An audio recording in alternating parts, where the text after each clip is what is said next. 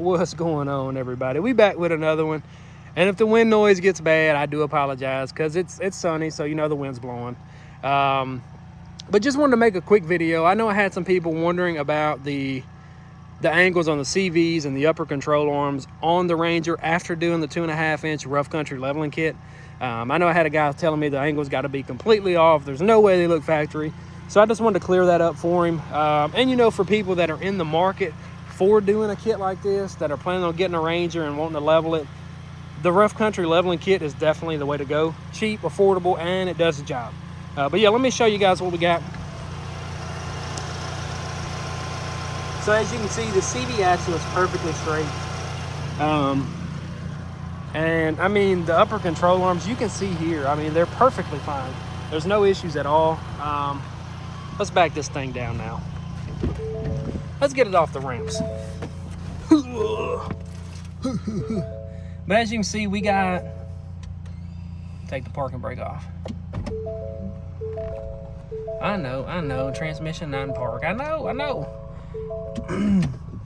But like I said, we got almost 2,300 miles on the truck. I've had this lift kit on for over 1,000 miles, and I've had no issues. Now let me show you guys. It definitely, the back might be a little bit higher still, maybe just a tad, but it looks really good. I feel like once we get some chrome rims on this thing, or some black, I feel like black rims will look really good on this truck as well. Kind of like the Chevy RST that I had, the Stormtrooper look.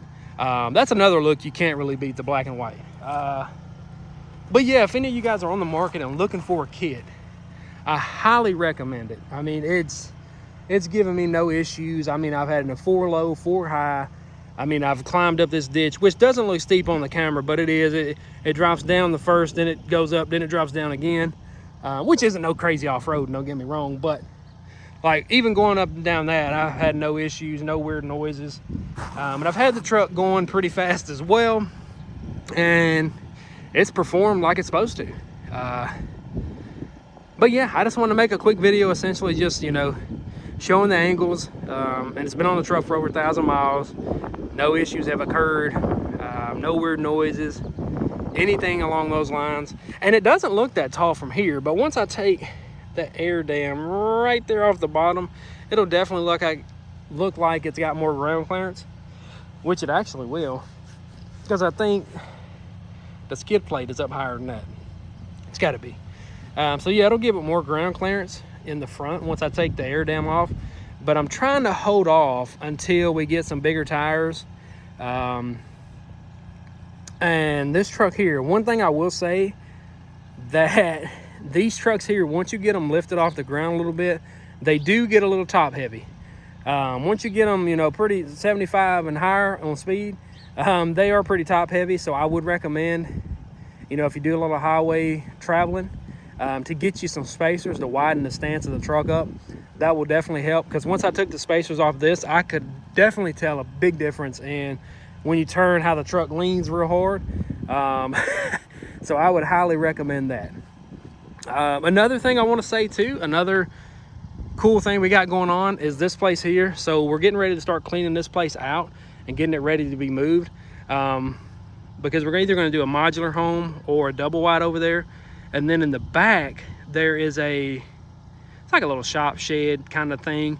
You wouldn't be able to fit a normal size truck in there right now, but it is on a concrete slab. So I'm going to tear that down, and what I might do is try to find a little shed like this, a little garage, like a 10 frame shed-esque thing, I think is what, I don't know what they're called exactly, but they got, like, you know, the entrance door, and then you get like 2 roll-up doors.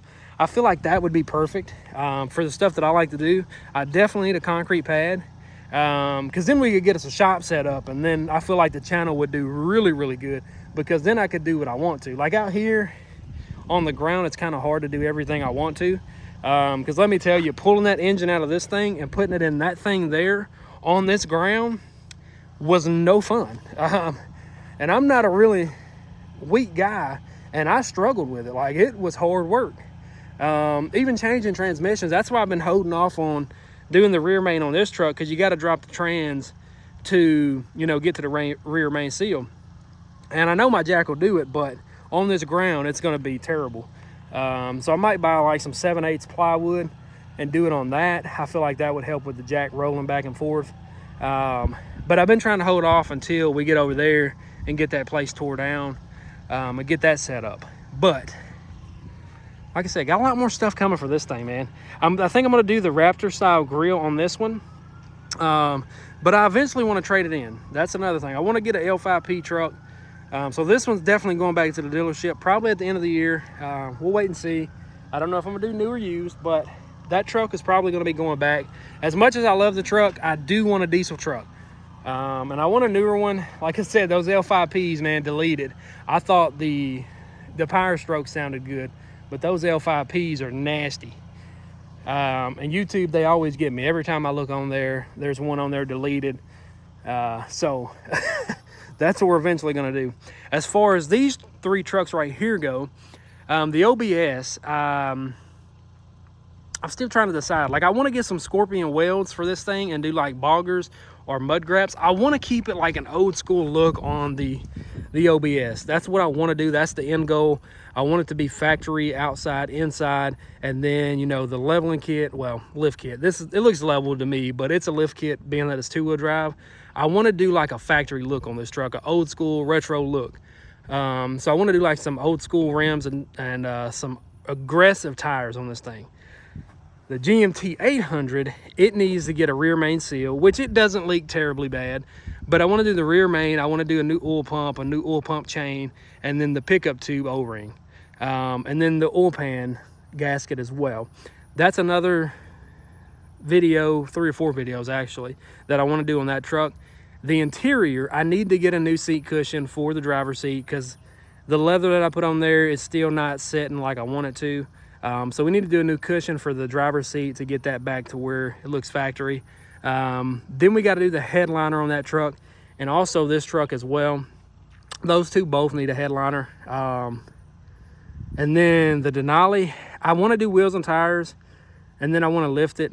I plan on keeping that truck. That's another truck I plan on keeping. That's going to be the lineup there that we keep. And then once we trade the Ranger in and get a deleted L5P, once we get a diesel truck, we can get us a gooseneck trailer, and then we could haul, you know, the OBS and this truck to like shows and stuff. Once we get them in that kind of look, I want to make sure the trucks look perfectly restored before we get to that point. So I want to do like a frame off on this truck here, the OBS, and get the frame all painted up, and all that good stuff. Because that truck there, I'm not getting rid of that one. That truck's going to stay with me forever if I can help it. The GMT 800, I wished I could find me a clean cat eye that's similar to this one here. But it's hard to find clean ones, man. And a lot of people don't want to trade, you know, it's the same truck for a same truck. So we might look for a front end to swap it. I like the GMC, but man, I don't know what it is about the cat eye. I just miss it. I don't know. It's hard to say. So we might buy the 2 front fenders, and then the grill, and then the bumper, and then just swap it. And the hood, actually, the hood has to be replaced as well. The front clip, we might just buy a front clip and just keep this truck here and do it that way. And then I want to do a sunroof in this truck too, but it's hard to find. I need to do some more research online and see exactly what sunroofs will work with this. I know I've seen like in the single cabs, you can get the, what is it? The Impala style sunroof and do it that way. I've seen that in single cabs. I feel like that would work in a crew cab as well. Get away, B. I feel like that would work in a crew cab as well. But I need to do some more research on that. But that's the plans for those trucks here. This one here, I want to do the Ranger Raptor grill. And then I also want to do wheels and tires on this one. But I don't want to do anything crazy to this truck here because I do plan on trading it back in and getting the L5P. But that's going to be at the end of the year. So by the time end of the year gets here, we might have done, I don't know what this truck's going to look like by the time that happens. But yeah, I'm going to stop rattling because this video will be 30 minutes long. So if you are looking for a leveling kit and you want to keep your factory alignment specs and your angles, definitely give Rough Country a try. Don't knock them till you try it. That's what I always say. And I haven't personally had any issues with any of their product. So I'm gonna keep rocking rough country until I do come into an issue. And I mean, by that point, like if I've done bought 7 lift kits and I've only had 1 issue out of 1, that's not gonna deter me to buy a McGoy's, which I think that's what we're gonna do on the Denali, a McGoy's lift. Matter of fact, speaking of them. But yeah, that's gonna do it for this one. If you guys enjoyed, go ahead and hit that like button. I am gonna leave a link, like I said, in the description for the rough country lift, just in case any of you new guys that are getting the Rangers want to pick the kit up and give it a try. If you're pretty handy with tools, do it yourself. It's really not bad. Pretty straightforward, and especially if it's a new truck. I mean, the bolts aren't going to be seized or anything like that, so it's really easy to take apart and put back together. Everything's pretty clean as well. You don't have to worry about grease getting all on you. So definitely give it a try. I would encourage anybody that has a new truck that is doing like a small lift to give it a try yourself, if you have the correct tools and you're a little mechanically inclined. You don't have to be crazy and you know how to rebuild a motor from top to bottom, but you know, just as long as you know how to turn a wrench and tighten stuff back down, things like that. If you can do that, I think you got a leveling kit. Yeah, that's gonna do it for this one. If you guys enjoyed, go ahead and hit that like button, hit that sub button as well. I know we're about 2.1K now, which is crazy. Hope they keep on coming in. Hope we can get to probably 5 to 10K by the end of the year. I just got to keep on pumping out videos. We got enough trucks to do it, but trying to find time to do videos, especially with the weather the way it's been. Like, it was 76 degrees yesterday and sunny. Today it's like 58 and sunny, but it's windy. But yeah, that's gonna do it for this one. I'll see you guys in the next one. Peace.